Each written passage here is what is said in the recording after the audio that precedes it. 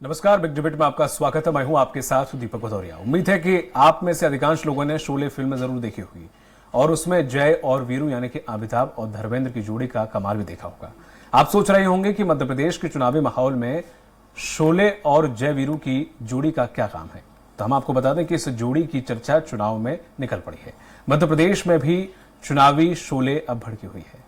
इस पर चर्चा करें उससे पहले देख लेते रिपोर्ट।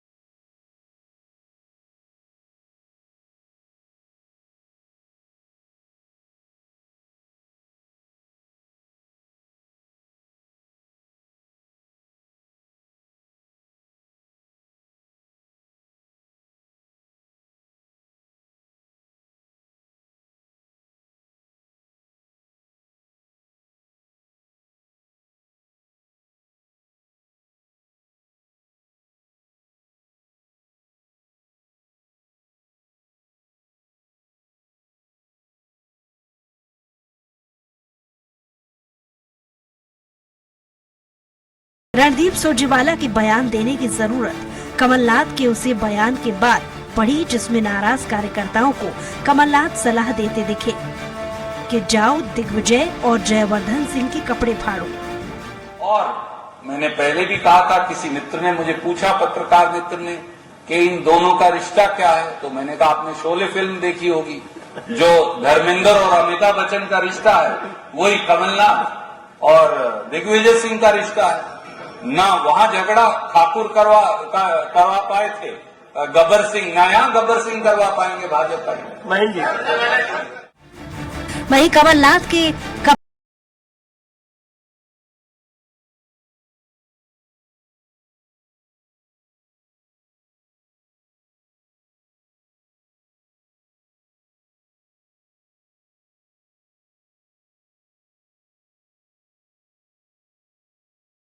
वर्षों का है। एक तरफ जनबल है कांग्रेस के साथ, दूसरी तरफ धन बल है भाजपा के साथ, और धनबल का उपयोग वे झूठी खबरें छपवाने में उपयोग कर रहे हैं। ये पुरानी इनकी रणनीति रही है, इन सबको समझते हैं। इस प्रदेश में दो ही दल हैं, विशेषकर मध्य प्रदेश में, या तो सरकार कांग्रेस की बनेगी या भाजपा की बनेगी। हालांकि मन से दिग्विजय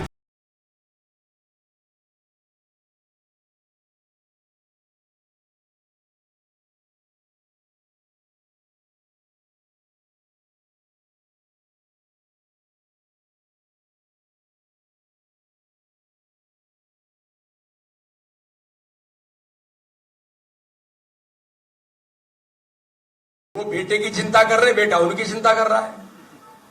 अब आप देखिए कांग्रेस के हाल, क्या वो कहते हैं टिकट कौन बांटेगा, तो नकुलनाथ बांटेगा, और नकुलनाथ कहते हैं मुख्यमंत्री कौन बनेगा, कमलनाथ बनेंगे, और तिथि भी घोषित कर रहे हैं। अब ऐसे भ्रम पाल करके अगर वो चलते हैं, तिथि तो मध्य प्रदेश की जनता बताएगी कि मुख्यमंत्री कौन बनेगा। शिवराज सिंह चौहान ने सवाल ही उठा दिया कि कांग्रेस दोनों ही लड़ाई को छुपाना चाहते हैं।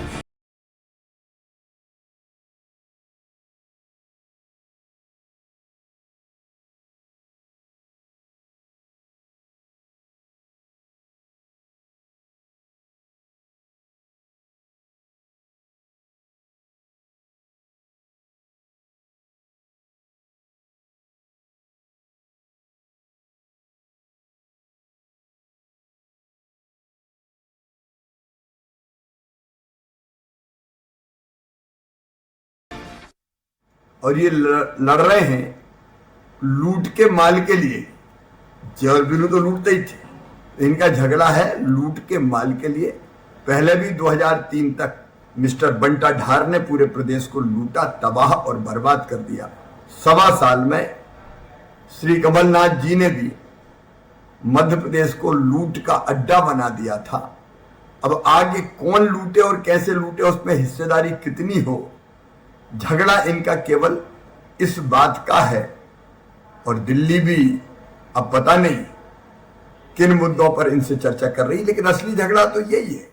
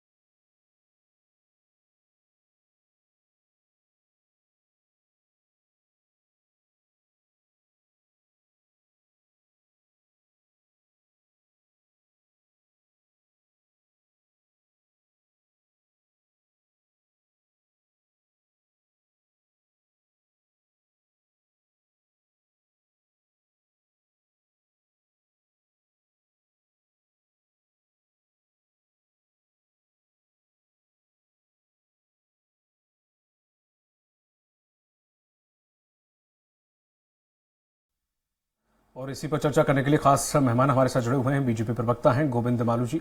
गोविंद जी, आपका बहुत बहुत स्वागत है। कांग्रेस प्रवक्ता हैं अभिनव बरोलिया जी। अभिनव जी, आपका भी बहुत बहुत स्वागत है। वरिष्ठ पत्रकार हमारे साथ हैं आशीष दुबे जी। आशीष जी, आपका भी बहुत बहुत स्वागत है।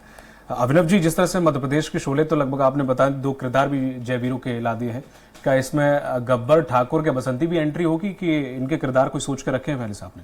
देखिए, प्रदेश की जनता अब सब समझ चुकी है कि गब्बर कौन है, गब्बर सिंह कौन है, सामा कौन है, सामाओं की पूरी फौज कौन है, ये पूरी जनता समझ गई है। जयवीरू जैसे शोले मूवी थी, आपको छोटा संक्षिप्त में थोड़ा सा बताना चाहूंगा कि जिस तरीके से प्रदेश की जनता है उसी तरीके से गांव हुआ करता था। गांव की पूरी जनता, उसमें सारे लोग, चचा मियां हो, चाहे ठाकुर हो, चाहे मौसी हो, सारे लोग सब एकत्रित थे और सब जयवीरू के साथ थे। थोड़े बहुत झगड़े जयवीरू के होते थे, वो पूरी मूवी में हमको देखने को मिला, लेकिन एकजुट होकर जयवीरू क्या करते हैं? जयवीरू पूरी ताकत से गब्बर सिंह, जो जनता को परेशान करता था, जनता के पैसे लूट के ले जाता था अपने सामाओं के साथ और बोलता था कि मैं कल आ रहा हूं और आज आ रहा हूं, और पूरे तरीके से, तो ये सबको जनता को पता है कि गब्बर सिंह कौन है। गब्बर सिंह को अब समझ जाना चाहिए कि उसका अंत निकट है। यही जयवीरू की जोड़ी पूरी ताकत से जनता के साथ मिलकर आज जो लड़ाई लड़ रही है मध्य प्रदेश में, वो पूरे प्रदेश को समझ में आ गया है। तो अब सतर्क होकर चुपचाप बैठकर, ये उदाहरण कई जगह हो चुके हैं। अभी कैलाश विजयवर्गीय जी का आपने बयान सुना होगा कि ठाकुर के तो हाथ ही काट दिए, वो खुद को ठाकुर समझते हैं। तो ये खुद समझ में आता है कि उनको भी बचाने के लिए शायद जयवीरू ही काम आएंगे। तो इस प्रदेश में जो अभी चल रहा है, हर वर्ग परेशान है, चाहे युवा हो, चाहे महिलाएं हो, चाहे आदिवासी वर्ग हो, चाहे दलित वर्ग हो, चाहे किसान वर्ग हो, चाहे कर्मचारी वर्ग हो, ये सभी लोग एक गांव, मतलब एक प्रदेश में आते हैं। और ये जो गब्बर सिंह का आतंक है, ये पूरा आतंक जिस तरीके से चल रहा है, उसका अंत करने के लिए जयवीरू पूरी ताकत से लड़ाई लड़ रहे हैं। और 20 साल का जो ये आतंक, 20 साल से जो आतंक मचा के रखा है गब्बर सिंह ने, इसका अंत ये जयवीरू की जोड़ी करेगी जनता के साथ मिलकर। ठीक है, ये तो कांग्रेस की शोले फिल्म हो गई। गोविंद मालू जी, आपकी में गब्बर और जयवीरू की क्या परिभाषा है और इस फिल्म से क्या ताल्लुक है? क्या ऐसे बयानबाजी से बीजेपी बचने की कोशिश करेगी? इससे माइलेज लेने की कोशिश कर रहे हैं कांग्रेस वाले, और अच्छा खासा आप जयवीरू के नाम पे काफी ढिंडोरा पीट के माइलेज ले भी लिया है तकरीबन। हमेशा मुद्दों से अलग हटकर बात करना रहा है, क्योंकि मुद्दे हैं नहीं उनके पास। कोई न विकास की बात है, न गरीब कल्याण की है, न जो हमने काम किए उस पर बहस करने की है। इसलिए वो शोले फिल्म, ओले फिल्म और कोई फिल्म के डायलॉग और ये सब लाते हैं। अब ये खुद ही बता रहे हैं आत्ममुग्ध होकर कि गब्बर सिंह कौन है। और जो अब जनता जानती है कौन गब्बर सिंह, हमने नहीं बोला सर, कौन शोले को, कौन वीरू जय है, कौन ठाकुर है, कौन बसंती है, ये सब जानती है जनता। और जानती है जनता, इसलिए जनता इनको सबको, ये जितना प्रपंच कर रहे हैं और जितना नाटक कर रहे हैं और जो अपनी अपनी शैली में बात कर रहे हैं कि हमारे तो कोई झगड़े नहीं है, तो ये इसको जनता सबक सिखाएगी। 17 तारीख को मुद्दों पर बात करें। आप फिल्म की बात ले आए और कहा जयवीरू, कौन गब्बर सिंह? अरे भाई, जनता को, जनता के जनप्रतिनिधियों से मतलब है, उस पर बात करिए, उससे सरोकार रखिए।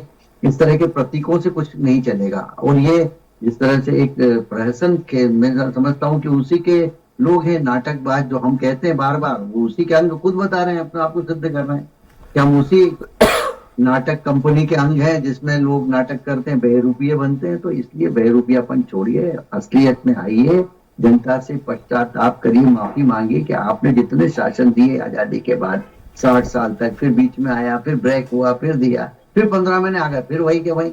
मतलब वो जो हम कुछ उदाहरण बताएंगे तो आप लोग फिर आपत्ति लेंगे और कहेंगे आचार संहिता का उल्लंघन हो गया। तो वो जो उसको आप दूसरे रूप में लें कि आप कभी सुधर नहीं सकते। आप जाइए तो पश्चाताप करिए, मुद्दों पर बात करिए, विकास पर बात करिए, गरीब कल्याण पर बात करिए। 18 साल की बार बार बात करते, क्या बीच में चुनाव नहीं आए?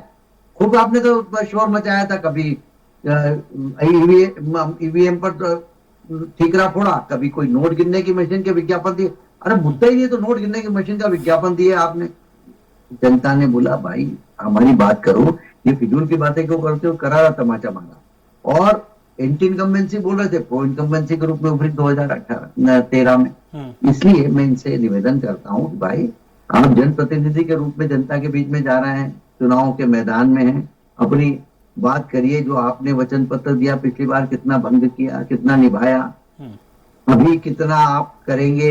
ये इस तरह के कपोल कल्पित और वादे जो जिसको कहते हैं हिपोक्रेसी करके या कोई ऐसा चमत्कारी खामियाजा खड़ा कर देंगे महल, इस तरह के फिजूल के वादे जमीन पर करिए तो जनता के लिए कर सकते हैं। हमने तो वादे किए और निभाए। हमने ऐसा वादा नहीं किया कि 1500 दे देंगे और वहां हिमाचल में 1500 नहीं मिल रहे। हमने तो लाडली बहना के लिए जो वादा किया था पूरा किया और आगे भी पूरा करेंगे। तो आप हर मुद्दे पर हम बहस करने को तैयार है। विकास के मुद्दे पर बहस करिए, आधारभूत संरचना को जो ध्वस्त कर दिया गया था उसका पुनर्निर्माण जो हमने किया उस पर बहस करिए।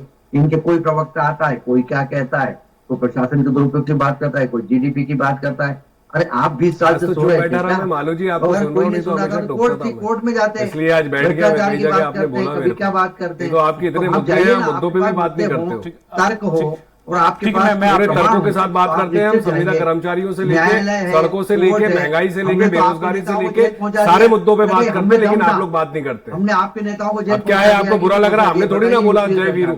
आपके मुख्यमंत्री जी जो कार्यकारी मुख्यमंत्री हैं उन्होंने बोला है जय वीरू। उनके उससे मुद्दा आया, जय वीरू बोला, उन्हें तो साफ साफ दिख रहा है कि जय वीरू क्यों बोल रहे हैं वो। तो मैंने उसका व्याख्यान किया, बताया कि जय वीरू क्या करता है, गब्बर सिंह क्या करता है, कैसे टैक्स लेता है, गब्बर सिंह का टैक्स कैसे होता है, कैसे लूट करता है, ये सारी बातें मैंने बताई हैं। अब आप कहने लगते हैं कि अरे मुद्दे 18 साल में अगर आपने कुछ किया तो 3 महीने पहले आपको याद आ रही है, लाडली बहना की याद आ रही है। इतने 18 साल में कभी लाडली बहना की याद नहीं आई। महाकाल लोक परिसर 15 साल में आपने तो कभी बनाया नहीं। कैसी बातें कर रहे हैं? रजिस्टर्ड बेरोजगार बैठे हुए 40 लाख, उनकी आवाज हम उठा रहे हैं, हर युवा की आवाज उठा रहे हैं। वो आप लोग को समझ में नहीं आता है, उस पर बात कुछ करते नहीं हो आप। बोलते हो हम रोजगार देंगे, 21 लोग को रोजगार दिया 3 साल में सिर्फ। ठीक है, ठीक है, ठीक है। हाँ मालू जी, आपको ध्यान से सुनते हैं तो आप फिर सोचते हैं कि हम कुछ बोल नहीं रहे, और बोलते हैं तो 2003 के पहले। ठीक है, ठीक है। 2003 के पहले पूछिए, ये जितनी पेंशन से लोग घर सरवाइव हो रहे हैं, एक एक घर आप आज देखेंगे ना प्रदेश में जो पेंशन मिल रही है ना, उसको भी रोकना चाहते हैं आप लोग। ये बताना चाहूंगा आपको। किसी को नहीं आप तो देखिए ये भयावह दृश्य प्रस्तुत करके कुछ दृश्य प्रस्तुत नहीं, आपने भयावह बना दिया है, बता रहे हैं, इतना भयावह बना दिया है कि आने वाली पीढ़ी, एक पीढ़ी बर्बाद कर दी 20 साल में, 10 साल में, और अब एक पीढ़ी और बर्बाद करने के लिए भ्रमित करने की कोशिश करते हैं। आशीष जी, आपसे सवाल आप कर रहे हैं कि जिस तरह से ये जो बयानबाजी होती है या जय वीरू, हालांकि उन्होंने तो, रणदीप सुरजेवाला ने तो डैमेज कंट्रोल करने के लिए जो फ्लो में आया वो बोल गए, लेकिन उसके बाद जो माइलेज कांग्रेस ने लेने की कोशिश कर रही है, हालांकि शिवराज सिंह चौहान ने भी थोड़ा सा उसको अपनी भाषा में रखा, लेकिन वो उन्होंने उसको भी उठा लिया। तो क्या इस तरह की कोई बयानबाजी या डायलॉग से कुछ फर्क पड़ता है कि चुनावी माहौल इस वक्त तो सब कुछ आजमाया जाता है, एक्सपेरिमेंट सारी चीजों को होता है?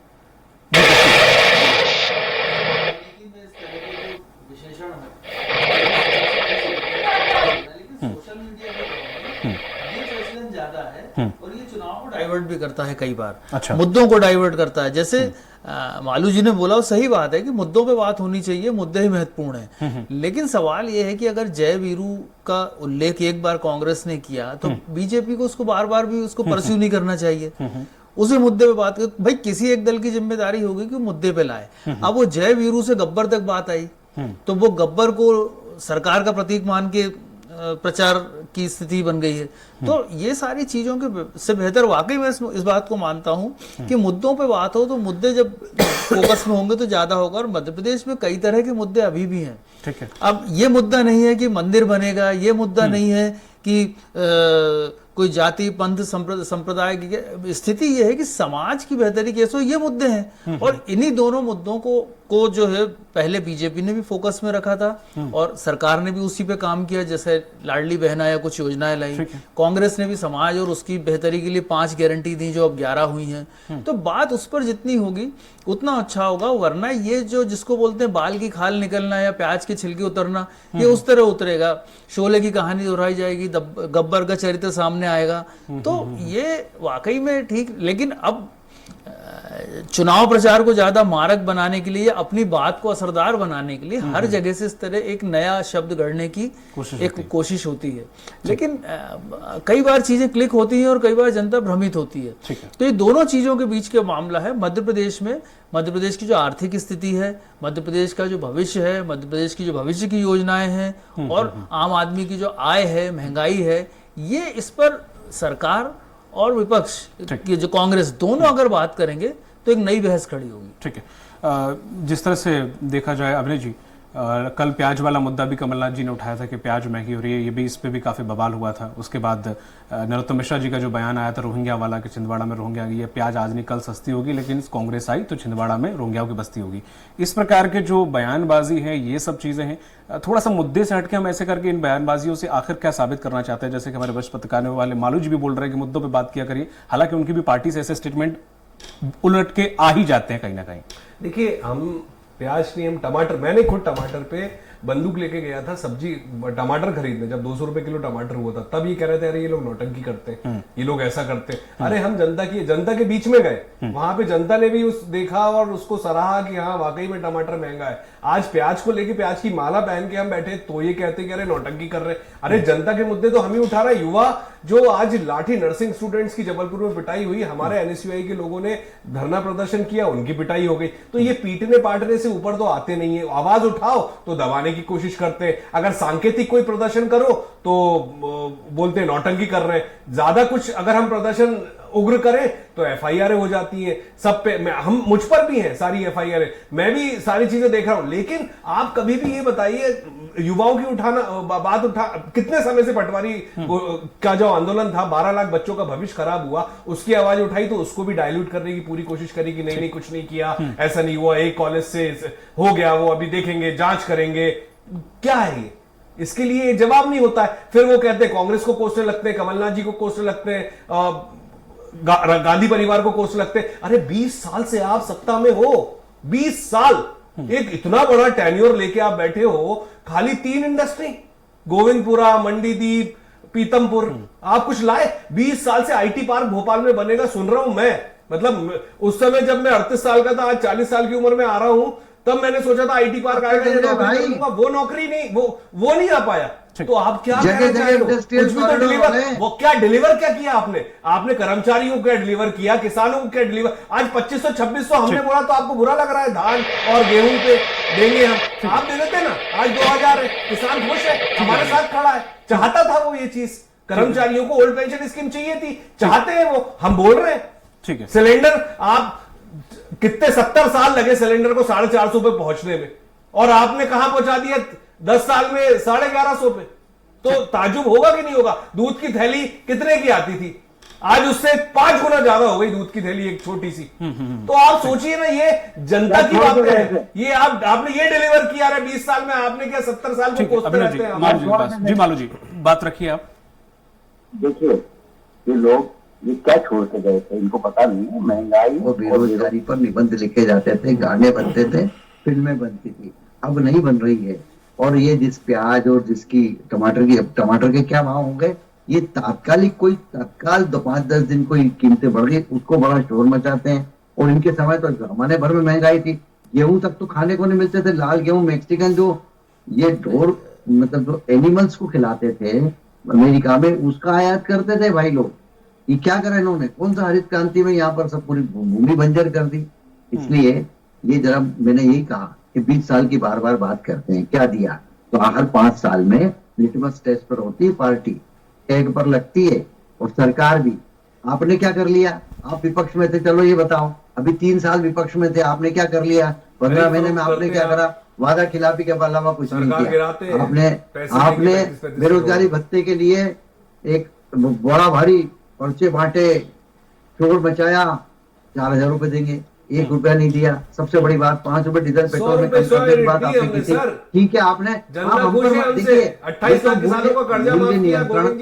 सुनिए, और हमने कानून लाए श्रीमान, हमने जो छोटी सी अलग समय की 10-12 महीने की सरकार थी ना कमलनाथ जी की, उसमें जनता को खुशी मिली है ना, वो चाहती है। होना चाहिए 6% से ऊपर की मुद्रास्फीति की दर होगी तो सरकार उसको तुरंत नियंत्रण करना पड़ेगा। कानून बनाया तो आपके तो डबल डिजिट में थी, लाडली बहना को पैसे देने, डबल डिजिट में 1500, 1250, 3000 दे दूंगा, तब दे देते 5,000 रुपए। राहुल जी ने मांग करी थी ना, मोदी जी इतना ही बोल दीजिए। माफी की बात करते, कोरोना में लोग परेशान थे, सुनो, तब आपने मदद नहीं करी। चुनाव के समय जाग रहे हैं आप लोग, 4 महीने पहले। देखो, आप तो खजाने का रोना रोते थे, हमारे को तो कोविड में आपने वही खजाना दिया जो आपके करोड़ का कर्जा लेके भी खजाने को रोना, और सब लेते जा रहे हो कर्जा, कहां जा रहा है पैसा इतना? देखिए, सबको मालूम है। कोविड में सरकार ने जितनी मुफ्त सेवाएं दी है और जनता का हित किया है, वो आप नहीं कर सकते थे श्रीमान, आपको मालूम ही नहीं। सही बात है। सरकार कैसे हमारे चलाना, भ्रष्टाचार श्रीनिवास को करना आता है, ऐसे ही सब सरकार लोग चलाना नहीं आता है। सुपर हीरो नहीं बोलते हैं सर। भ्रष्टाचार हम लोगों ने के लिए आप जितनी कह मदद दो तो करी, आप आपके आगे तो बैठेंगे। ना युवक कांग्रेस ने आपके आरएसएस के आप लोग कहीं देखिए। दिखे कभी भी अब आप किसी की आरएसएस मदद से करते आगे, हुए। अरे भाई आरएसएस से क्यों इतना परहेज है? मालू जी, आप अभी जाओ हाल ही तो में पता लगेगा दिग्विजय आरएसएस देश के मालू लिए जी, काम करता है। सागर कोई में कमलनाथ जी ने एक बयान दिया कि सुनो, शिवराज सिंह चौहान देश जी के लिए काम करता है, वहां पर हमास भी के पुल लिए काम बनाने नहीं की करता घोषणा है। कर देते हैं वो जहां हमास के नदियां नहीं खिलाफ तो बोल के होती। दिखा दो हमास के जरा। लिए जाना। केरल में हुआ हमास के खिलाफ अरे वो एक क्या शब्द नहीं पूछ रहे आया हैं, वो किसी बता पार्टी दीजिए के आप। नेता का। भदौरिया जी देश क्या पहले बोल नहीं है आपके लिए तो मालू वोट जी, पहले। मालू जी, हाँ। अभी जिस तरह से घोषणाएं हो रही हैं, जिस तरह से कर रहे हैं, तो अभी सागर में एक सभा में कमलनाथ जी ने आरोप लगाया कि शिवराज सिंह चौहान जी वहां पर भी पुल बनाने की घोषणा कर देते हैं जहां नदियां भी नहीं है। अरे इनके समय तो, अरे हमने तो वही पुल बनाया है, हमने तो पुल इतने बनाए, इनके समय तो 10 साल में एक पुल नहीं बना, हमने 20-25 पुल बना दिए। हम इंदौर का ही उदाहरण लेते हैं, जो गिर भी ये जाते कोई हैं। इसमें डैम भी टूट हाथ जाते कंगन हैं। को आरसी क्या, पढ़े लिखे डैम को भी टूट आरसी क्या। जाते हैं, सड़कें भी बह जाती हैं, 6,000 उज्जैना 93 में, सुनो इंदौर में 600 एक पुल करोड़ की की। बात करी थी, वो 10 साल में बना था। वो हमने 25 प्रधानमंत्री जी ने फ्लाईओवर बना उद्घाटन दिए। किया था बुंदेलखंड इनके एक्सप्रेस समय वे का। पटना 600 करोड़ का की उदाहरण सड़क बह बताता गई। हूँ, पटना के पास एक गाँव है, वहां पर ठीक है गोविंद जी, केदारनाथ चूंकि का समय कम है, उद्घाटन का पत्थर इसलिए मैं लगा है। आशीष जी के पास उनका जाऊंगा। पता नहीं, ये तो ऐसे ऐसे आशीष जी, जिस कारनामे तरह किए से उन्होंने अपने जहां गवर्नमेंट कांग्रेस के इनसे दौर 18 में। साल का कुछ तकरीबन हिसाब कांग्रेस मांगती के है, तो निजाम हिसाब में में ये इन्होंने कई जो चीजें कारनामे गिनाते भी किए हैं हैं, वो जनता जानती है। लेकिन वहीं कर्ज की बात करते हैं कि जितना तब उस वक्त कर्ज हुआ करता था उतना तो ये ब्याज ब्याज भर रहे हैं, तो ये भी थोड़ा सा रखना चाहिए पक्ष, हालांकि वो नहीं रखते हैं। पहले जितना कर्ज था उतना अब पर व्यक्ति पहले 3,000 था, अब 40,000 से भी ऊपर पहुंच गया, ये भी नहीं बताते हैं। हालांकि ठीक है, 18 साल का वक्त प्रति बहुत व्यक्ति होता है। आय आपने- बढ़ी कि नहीं? नहीं, 1 मैं लाख ये नहीं कह रहा हूं सर, नहीं बताओगे? क्या सर? 11,000 बेरोजगारी बढ़ी कि 40,000 हो नहीं? गई। सुन लीजिए, महंगाई बढ़ी। 14 गुना आय बढ़ी है श्रीमान, 14 गुना। ठीक है, हाँ। 14 गुना। अब सुनिए आशीष जी, 14 गुना आय बढ़ी है। ठीक है, 14 गुना आय बढ़ी होगी, हो बेरोजगार है, हर घर में आत्महत्या ठीक है, मैं मान लेता हूँ। गवर्नमेंट जो हो सकता है भत्ता बढ़ा दिया, गवर्नमेंट लोग से ज्यादा 70% मिडिल क्लास लोग हैं। ये सिस्टम जो है ना, अभी जो बोल रहे थे कि अगर प्याज कुछ देर के लिए, कुछ समय के लिए बढ़ा है, तो क्या आपको लगता है सिर्फ प्याज ही बढ़ा, उसके अलावा कुछ नहीं बढ़ा? आशीष जी जी हाँ, नहीं देखिए, जहाँ तक महंगाई की बात है और दूसरी बात है, ये ज्वलंत विषय है। अगर हम उसको पिछले दिग्विजय सिंह सरकार का जो 30,000 करोड़ का कर्ज छोड़ के गए थे और आज 4 लाख करोड़ का कर्ज, इसकी तुलना भी इसलिए नहीं हो सकती क्योंकि रुपए की कीमत, योजना का आकार, ये सब बढ़ता है, तो उस तरह से ये कर्ज और उसका भी आकार बड़ा दिखता है। लेकिन मध्य प्रदेश के बजट से ज्यादा कर्ज है, ये बात ठीक है कि जब किसी राज्य की आर्थिक स्थिति थोड़ी ठीक होती है तो बाहर ही उसको कर्ज मिलता है, लेकिन चुकाना तो ब्याज मध्य प्रदेश या उस सरकार को ही पड़ता है ना, तो वो जेब पर खर्च पड़ता है उसका। तो इस सब चीजों का हिसाब किताब चुनाव में सामने आना चाहिए, श्वेत पत्र जारी होने चाहिए ताकि जनता में भी भ्रम की स्थिति ना रहे। तो पहली बात तो ये है। दूसरा ये है कि जो मुद्दों की बात होती है तो मध्य प्रदेश में मुद्दों की कोई भी कमी नहीं है। आम तौर पर जो अभी जो चुनाव हो रहा है वो बड़ी घोषणाओं पे हो रहा है। सरकार की जो भी घोषणाएं अभी हुई हैं बड़ी, जिसको गेम चेंजर सरकार मान के चलती है, भाजपा मान के चलती है, वो सब चुनाव के 2-3 महीने पहले हुई हैं। तो लाजमी है ये सवाल उठेंगे कि उसके पहले सारी चीजें क्यों नहीं हुई। तो इन योजनाओं का जो असर है, जो इम्पैक्ट है समाज पे, उनका जीवन स्तर उठा है या नहीं उठा है, इसको सामने आने में 6, 8, 10 महीने लग जाएंगे। अगर ये योजनाएं पहले चलती तो उसका असर चुनाव के पहले आता और फिर उस पर डिबेट ज्यादा बड़ी होती दोनों दलों के बीच में कि समाज को क्या फायदा मिला। तो ये सरकार, मैं फिर यही बात मानता हूं कि ये दोनों दलों की जिम्मेदारी है कि वो अपने मुद्दों को ज्यादा वास्तविक धरातल पर कैसे लाया जाए और कैसे जनता को समझाया जाए, इसका प्रयास करें। चुनाव को, खासतौर पर कांग्रेस को ये देखना होगा कि चुनाव, कांग्रेस की ये जिम्मेदारी ज्यादा बनेगी कि चुनाव किसी भी तरह से विषय से ना भटके, क्योंकि ये जो सरकार है लंबी समय से चल रही है और एंटी इनकम्बेंसी का थोड़ा सा खुटका हर सरकार को इतने समय में हो जाता है। तो ये देखना होगा कि इसलिए मुद्दे डाइवर्ट ना हो। ठीक है, बहुत बहुत शुक्रिया। माफी चाहूंगा मालू जी, मैं आपको समय नहीं दे पाऊंगा, समय समाप्त हो चुका है, इसलिए बहुत बहुत शुक्रिया हमारे साथ आपने जी, आपका भी, आशीष जी सर आपका भी, आप तीन लोगों का बहुत बहुत शुक्रिया हमारे साथ जुड़ने के लिए। तो जिस तरह से देखा जाए कि मध्य प्रदेश की राजनीति में अब शोले पिक्चर वाकई आ गई है, जय वीरू के कैरेक्टर भी आ गए हैं, लेकिन अब देखने वाली बात होगी कि ये तो पार्टियों का मानना है, आज कि बीजेपी जो है इसे इत्तेफाक नहीं रखती, लेकिन जनता वाकई चुनाव के बाद किसे जय वीरू मानती है और किसे गब्बर मान के ठुकराती है, ये देखने वाली बात होगी। मुझे दीजिए इजाजत, नमस्कार।